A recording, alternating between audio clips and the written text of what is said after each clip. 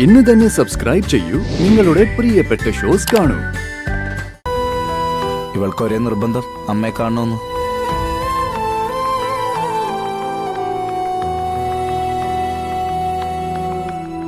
വല്ലാതെ കരഞ്ഞപ്പോ അച്ഛനാ പറഞ്ഞേ ഇവിടെ കൊണ്ടാക്കാൻ. അല്ല, മോളെന്തേ കിടന്നോ? കിടന്നു, ഉറങ്ങിയിട്ടുണ്ടാവും.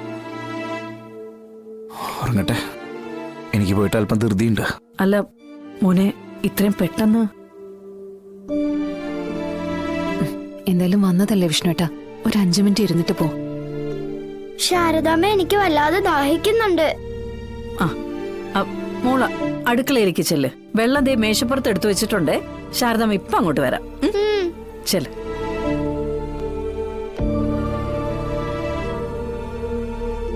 ശ്യാമയെ ഒരുവിധമാ സമാധാനിപ്പിച്ചത്.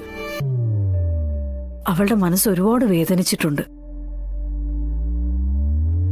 മോനെ, രോഹിത്തിന്റെ കാര്യത്തിൽ എന്തെങ്കിലും ഒരു തീരുമാനം എടുത്തേ പറ്റൂ. അവന്റെ ഇപ്പോഴത്തെ കൂട്ടുകെട്ടാ ഇപ്പോഴത്തെ ഏറ്റവും വലിയ പ്രശ്നം. ജീവിതം എങ്ങനെ നശിപ്പിക്കണമെന്ന് അവൻ മനസ്സിലാക്കുന്നില്ല. ഇനിയിപ്പം മനസ്സിലാക്കി വരുമ്പോഴേക്കും ജീവിതം നഷ്ടപ്പെടും.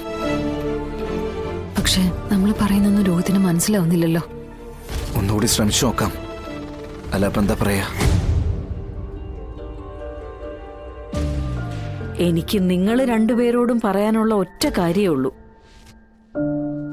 ഇപ്പൊ പരസ്പരം കാര്യങ്ങൾ പറഞ്ഞ് എല്ലാ തെറ്റിദ്ധാരണകളും മാറി നിങ്ങൾ ഒന്നിച്ചു. കുട്ടികൾ ഇപ്പതേ നിങ്ങളുടെ അടുത്ത് തന്നെ ഉണ്ട്. ഇനിയെങ്കിലും ഒരു കുടുംബമായിട്ട് നിങ്ങളുടേതായിട്ടുള്ള ജീവിതത്തിൽ നിങ്ങൾക്ക് എത്തിക്കൂടെ?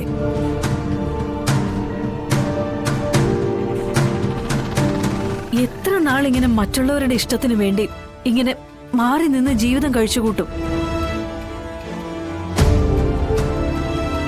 അല്ലെങ്കിൽ തന്നെ ഇത് എന്ത് ജീവിതമാ? ഇതിനൊരു അവസാനം വേണ്ടേ മക്കളെ? ദേ, ഇനി എന്തൊക്കെ പ്രശ്നങ്ങൾ പറഞ്ഞാലും നിങ്ങൾ ഇങ്ങനെ അകന്നിരിക്കാൻ പാടില്ല.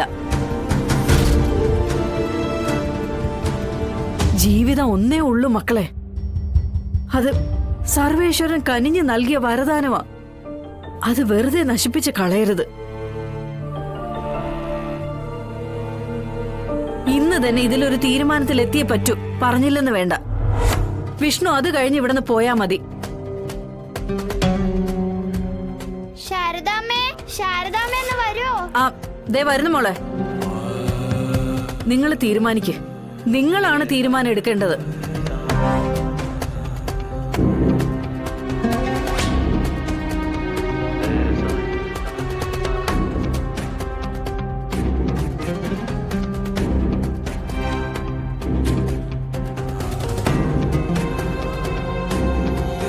വിഷ്ണുവേട്ടാ, ഇത് അമ്മ പറഞ്ഞത് കേട്ടല്ലോ. വിഷ്ണുവേട്ടാ, എന്താ വിഷ്ണുവേട്ടന്റെ തീരുമാനം? തനിക്ക് അറിഞ്ഞൂടെ? ഞാൻ വല്ലാത്തൊരവസ്ഥയിലാ. എന്റെ വീടും വീട്ടുകാരൊക്കെ കടന്നു പോകുന്നേ. എന്ത് ചെയ്യണം, എങ്ങനെ ഈ വന്നിരിക്കുന്ന പ്രതിസന്ധി തരണം ചെയ്യണം, ഒന്നും അറിയില്ല. ഈ സമയത്ത് ഇങ്ങനെ മനസ്സ് തകർന്നിരിക്കുന്ന സമയത്ത് നമ്മൾ തമ്മിൽ ഒന്നായി എന്നുള്ളൊരു വാക്ക് അമ്മയുടെ കാതിലെത്തിയ അമ്മയ്ക്ക് എന്താ സംഭവിക്കാന്ന് പോലും എനിക്ക് അറിഞ്ഞൂടാ.